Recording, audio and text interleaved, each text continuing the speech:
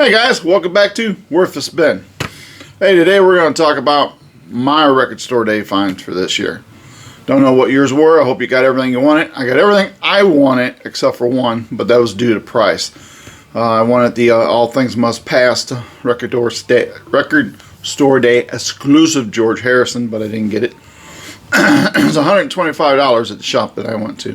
That was more than I could afford to pay for it. This was a pretty hefty stack right here as is. So that was a little pushing over the edge there.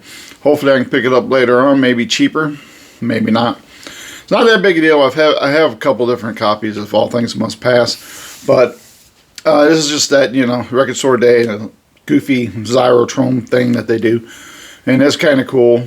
To get a full effect of that though, you gotta have an app on your phone, dim your lights, and have your phone down, watch your record at the same time. It's a lot of stuff going on there when I just kind of like to sit and listen to my music. So if I got it, it just stayed sealed and just be stuffed in the collection. So not owning it is not the end of the world. Instead, I spent money on things that I do want to open and listen to, with the exception maybe two. But I picked those up anyway because they were a little bit more reasonably priced. So let's talk about, in order of importance to me, what I picked up on record store day. So record store day, I got there probably 2.5 hours early, which seemed to be plenty of time. I thought it'd be a little bit too late, especially with there being a Taylor Swift release, but it wasn't. My son went with me, so I had to alter my times and go a little bit later. But we were like 12th in line, and it worked out really good. At the end, there were like 200 plus people at the place that I went to, which is Joe's Records. I'll throw it out there. Joe's Records STL in St. Louis. He's in the South County Mall. If you're familiar with the area, it's definitely worth a visit. Joe gets a lot of good stuff. He gets a lot of new stuff. Joe's more of a new release kind of guy, so he gets a lot of new release stuff in. A lot of CDs. That's kind of his forte, and he'll tell you that's where he makes his money. It's more off of that than he does in the older used stuff. So he doesn't get a lot of that in. And he's always good about saying, I don't really, I'm not really a store for you kind of guys. Meaning people like me who come in there and are thumbing through the older releases, looking for certain pressings and a little harder to find stuff than your just typical regular thing. I talked to a guy yesterday. I went to visit a record store, another one here in town that I ain't been to in a while. Catch up with him, talk to him for a while.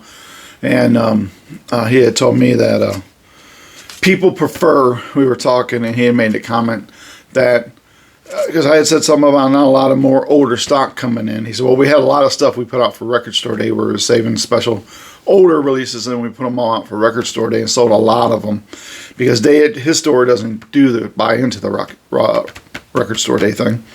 And but it's, people don't seem to really want to buy older vinyl. Vinyl is up, sales are up, but people aren't looking to buy the older stuff. They want new versions. If they could get an old version of an album and a new version of the album, even though the old ones sounds perfectly good, and they will pass on that and pay more to get the newer one than the older one. That seems to be the trend that I'm hearing about. So it seems that people are buying, they're just buying more of the new releases. And that's fine, helps keep it going. I just unfortunately say, hey, there's a bigger demand for vinyl, so we could up the price even more. I am a fan of older stuff. I like the original pressings. Some of them, I admit, there are a lot of records that nowadays they do new versions of, and remasters and half speed and all this other stuff that they do, and they do sound better. They do. And some records I will buy new. And I could look for the older version, but it's like, I'll get this new one, why not? Especially if we're going to fill it with demos, songs that got left off originally, stuff that was B-sides that came out on singles way back in the day, and not so much now, because we don't do singles, because they were too busy downloading and streaming. But, so I'm more tempted to buy that. I bought two Def Leppard releases in the past year. When I had a choice to get the originals, which I prefer, just because that's just me, but these had some live versions, some different versions, some demos. So, you know, you'll hook me with that kind of stuff. Not on every band, but my favorite bands, you will hook me on that kind of stuff. So I will buy those usually. Don't mean I won't own the originals or go back and seek the originals so I can have the original version without any new enhancements to it. But, you know, you'll hook me with that. So that's my main thing for new albums, is if you put stuff like that on there, you're going to hook me in for that. Not so much just because, well, old version is perfectly fine. It's $10, but this new one's $25, and there's no static whatsoever, and no tiny clicks, and no anything. Covers 100% mint. I'm going to spend the extra $15, $20 on that. So each his own. You do, you know, it's your money. And I always say, you spend your money on what you want. You have to work, you know, whatever you work, be it an enjoyable job or a miserable job to make that money. So if you're going to spend it on something that's going to sit around your house, spend it on something that you're going to enjoy. Because otherwise, what's the point? You might as well just take all that extra money, donate it to charity, do it something good and positive if you're just going to let it sit around the house and accumulate. Because like they say, you know, you can't take it with you. All right, moving onwards. So my record store day finds for this year. It wasn't bad. Like I said, we were like 12th in line, I think, 12th, 13th. And it went pretty smooth. I liked the way he did it this year, which was kind of all the record store days. Stuff was in one row, and they were in the front. And you just go through, and you were allowed one of each, and you go in, and you just look at every category. It's in alphabetical order, and pick out the one copy that you wanted of every one. And through the line, it moved really good. Stuck around a little bit afterwards because I did want to look through the used, but there's a lot of people there, and my son was busy with T-shirts and CDs and stuff, and I was like, I don't want to wait 200 people to go through to get back in line to buy a $10 record. I can just pick it up later on. So it went really smooth. It was really good. That's cool. I like that. You kind of get there at the end kind of thing and be able to still get what you want. I'm to the age of this waiting for all night or a day and a half, you know, on a sidewalk to get something that you can really live without. Honestly, it is not as appealing anymore to me as it used to be. So mine, I got them in a list. Again, I have them in order of the most important to me. Now, the first one that was the hottest one for me to get was this one right here. John and Yoko and the Plastic Ono Band. So this is a 4-song EP, and it's a record store day exclusive. I think there were 8,500 worldwide, 83, 85. Comes on yellow vinyl. Inside's just a black inner liner, nothing special. Back side of it has some pictures from the one-on-one concerts, and this is based off of the 1972 one-on-one concerts at Madison Square Garden in New York City that John and Yoko performed at. This is the importance of this EP, and we found out coming on John's birthday this year in October will be the full concerts, the afternoon and evening, both I hear. Be a nice big expensive box set, so I'll start saving for that. As this is the only full solo concert that John Lennon did in his career after the Beatles. You know, you look back, and the only Beatle who really continued touring after the breakup is Paul McCartney. Ringo Starr didn't really do any tours at all. He does these days with his all-star band. It's just an awesome show if you get a chance to see. But in the early days, he didn't do any solo touring for his stuff. George did very little. George got disenchanted with touring very quickly. So you've had a couple of concerts there, and introducing the Indian style music into the concerts and that not being received well by fans and critics, it kind of turned George off of the solo spotlight for a while as far as concerts are concerned.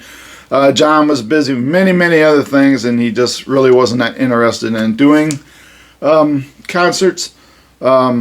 When he did the Plastic Ono Band, that was kind of like his ideal of, you know, he wanted to do a Plastic Ono Band and just different band members all the time for different shows and stuff, and something didn't work out. So anyway, this was Madison Square Gardens 101.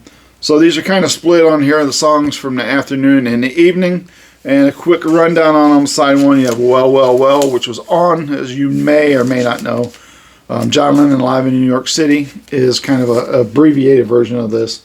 They released that right after John's death. And there's like 10 songs on there from those concerts. And this is going to be the full unedited, because the performances were different in the afternoon and the evening. So we have Well on here, which is one of my all-time favorite John Lennon songs. It's off Plastic Ono Band. This is a longer version than what's on the Live in New York set. This, I believe, was the afternoon performance. I love this version. It's great. I love this song. So it's really cool. Instant Karma, We All Shine On. It's just kind of a remastered, cleaned up version of what was on the Live in New York City album. Not much difference to go there. Cold Turkey is from the evening shows. And it's a little bit different version than what was on the Live from New York City album. It's longer. And I like it. It's really nice. I love that song. That song was written at a period when John and Yoko were battling heroin addiction. And so that song has a personal attachment to me. I'm attached to that in a personal way for some reasons, and I really love that song. I think it's a fantastic song, and it's one of the best songs that I've ever heard. It has to deal with the disease of addiction and recovery, so it's fantastic. The other song on the other side is Don't Worry Kyoko, Mommy's Only Looking for Her Hand in the Snow. It's a Yoko Ono track. So some YouTube channels I've watched, the YouTube channels who receive this free from the Lennon estate, and that's cool. I'm a tiny little speck out there in the YouTube world, so I'm not noticed for those things, and that's okay. But I think, when you're not given something, you're a little more honest about it than you would be if somebody gave it to you. You want to be polite. That's just my personal opinion. I could be wrong on that, but I'm just me. So, never a fan of that song. It has been described by many as a rock out, classic, great hit song. It's fantastic to listen to. And as far as the Plastic Ono Band, I agree. This version is different than the past versions I've heard, and it's great. They really do rock on this song. It sounds fantastic. The vocals on the other end, so yeah, a mic should have been turned off. Not saying this in particular artist is not a singer. I've heard them sing on double. If you listen to if you listen to some of the stuff on Double Fantasy, Milk and Honey, Season the Glass even has her solo album. Season the Glass even has a few songs on her. Normal, just singing normally, not too bad. There's some good stuff there. I mean, she's not a bad singer. When we do this avant-garde or whatever it is that we're doing, where we're yelling and moaning the entire time, it takes away the value to me, the entertainment value of that song. So worth the spin, certainly is. Looking forward to the box set in October. Cannot wait to hear this concert in full, because I never have, and it's one that there are bits and pieces on YouTube, but I don't think there's ever been an attempt for the entire concert to be released. Second one up, this was a single. It's a 12-inch single. Came a little bit of a hefty price tag for what's on it. This is George Harrison's Be Here Now. And the back side shows you that it's also Beck Be Here Now. This is the RSD Record Store Day Song of the Year, and it should be. This is one of George's best songs ever. I love this song. It's cleaned up. If you missed this, you didn't miss anything if you were buying it for George, because this is just the same version that's on the last year's Living in a Material World 50th anniversary reissue. It's just cleaned up, and it's the same song that's on there. So if you've got that, you've got the same version. Beck is a different. I'm not a fan of cover versions, and this version is exactly why I'm not. It was a iTunes or iMusic or whatever Apple is. I'm an Android guy. Exclusive, so you can only get it on a download streaming thing. So this is the first time I've had a chance to hear it. And normally wouldn't listen to it, but I did pay a good chunk of change for this, so I got to listen to it. And yeah, I'm not impressed. But all proceeds of this goes to the Living Material World Foundation that George started in 1973. And so the money that I spent for this is going for a good cause. It's not going into somebody's pocket. It's going to help people with disabilities and artists who are looking for someone to help fund their art and their version of entertainment. And we need that, because you never know who's out there who has something that seems like it's out of the box, and it's just not something the public would be into, that comes along and you hear it and it's like, wow, that's a very unique take on music, writing, film, whatever. So yeah, this is really good. The next one, my next hot had to have was The Doors' Strange Days, 1967, a work in progress. And there's your fancy hype sticker. And I forget the worldwide amount of these. But this is basically, this is an exclusive, so it's just for Record Store Day, and it's on funky blue vinyl, man. So this is great. I love this album. It's got some pretty good reverb on it, which is fine. It does have differences compared to the original album. But it's good. I like it. It sounds fresher. I like it. I'm a big fan of the Doors, big fan of Jim Morrison, and there's nothing that they've done that they didn't do as a band that I really like. It's the stuff they try to do after Jim's passing is not very good. But I am a big fan of the Doors, so this is definitely worth the spin. If you didn't get this one, I would try to pick it up. If you're a Doors fan, it's kind of a must-have. I'm hoping to see more in this series. I'd like to see them do next year. I'd like to see another one, maybe on Black Friday. They could do, when they do the special records for Black Friday, we could do another Doors album if we have it. But they say here that this is discovered. It's been discovered after 58 years, and it's been hiding out in the vault somewhere. So it's good. It's worth the spin. This is an awesome album. So if you can get this, I would get it. Next up on my hot had to have, or like to have, whatever, was the Taylor Swift single, Fortnight, with Post Malone, who I've never heard of until she did this song with him. And now he seems to be a big thing. So maybe I've just been missing something. I don't know. But this has the same song on it. It's just two different remixes. It's not ground shaking or nothing. I'm a Taylor Swift fan, so I bought it. I could get it, for what it is. It is what it is. There's plenty of versions of the song. She's done lots of versions of all the stuff off of the Tortured Poets department. So this is just another couple to add to that collection.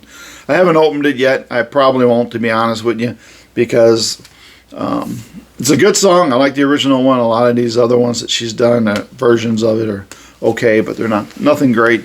So honestly, I probably won't even open and listen to that, but I do want to have it in my collection. All right, next one up that was hot for me that I wanted is this one right here. So this is Doctor Who, the 10th Planet. So for you who are not fans, this is the backside. I haven't opened it up yet. This is the only one I haven't gotten around to listening to yet. Well, one of two. Three if you count Taylor.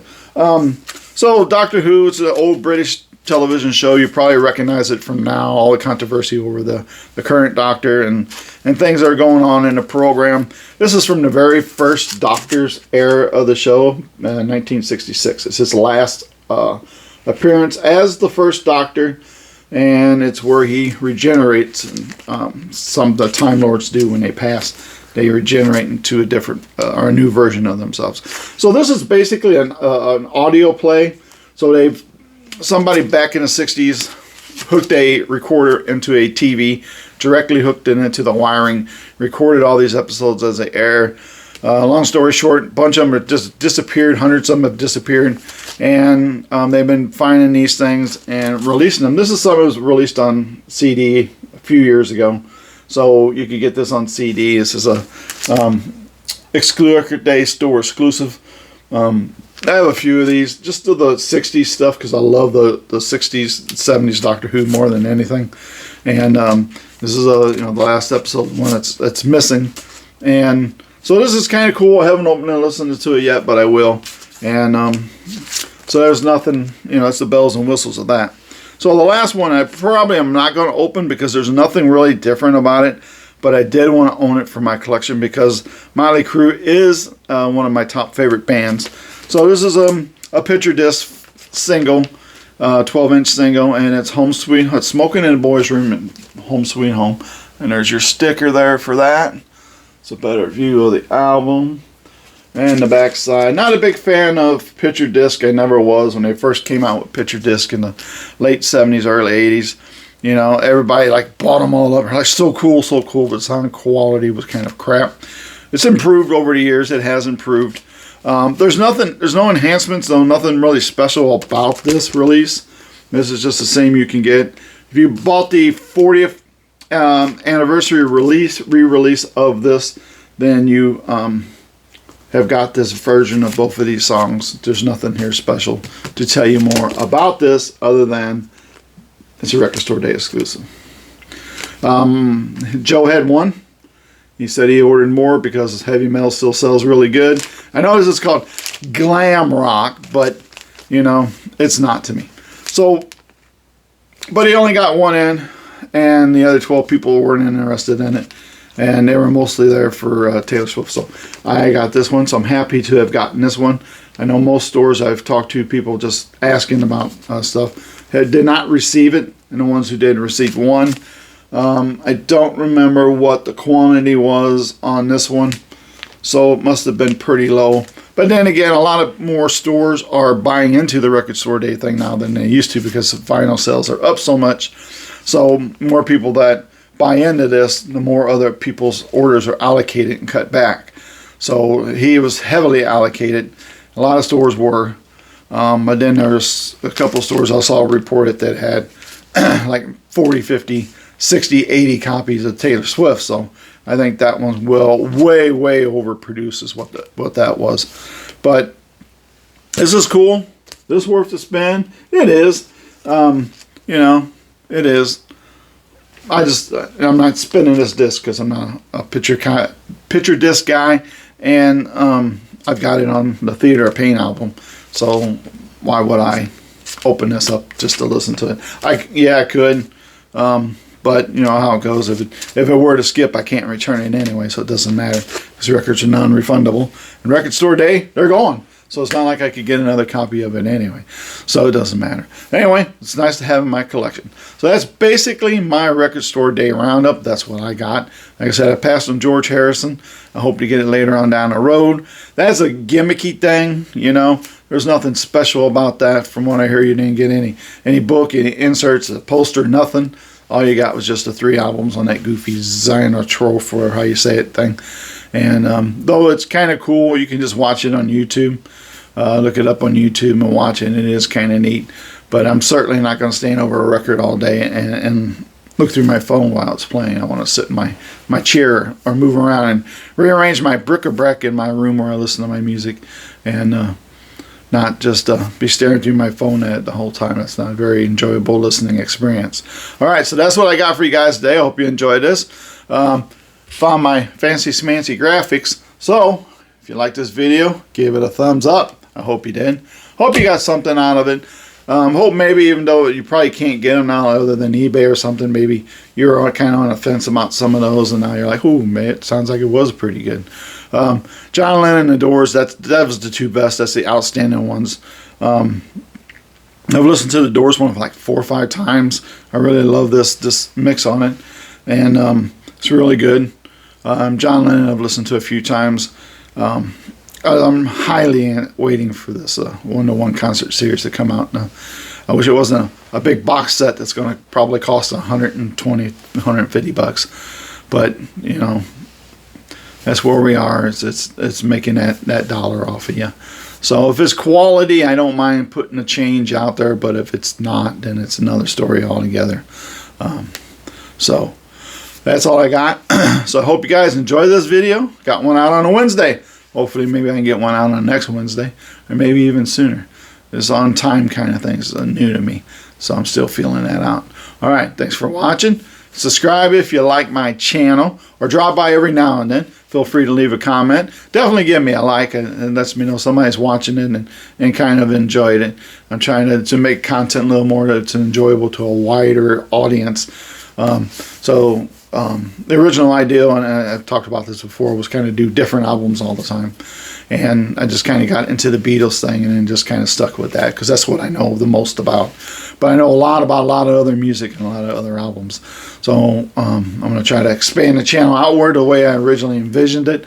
And we'll start talking about other bands and other albums because I'm sure there's other stuff you're inquiring about other than just the Beatles. There are other bands out there certainly worth listening to other than the Beatles. So have a good day. Like I said, I hope you enjoyed it. Be kind to one another. There's not enough kindness out there, so be nice to one another. And download. If you want to download and stream, knock yourself out. Otherwise, go to the store and pick up some vinyl. There's nothing like going into a record store and thumbing through vinyl and coming across something like, ooh, didn't know about that, or didn't know about that version, or whatever.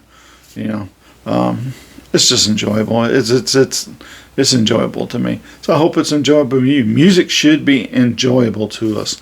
It's something that should bring joy and happiness to our lives. Alrighty, so that's all I got for you for now. I'll see you next week, maybe sooner. I have a plan. And that's that. So take care. Thanks.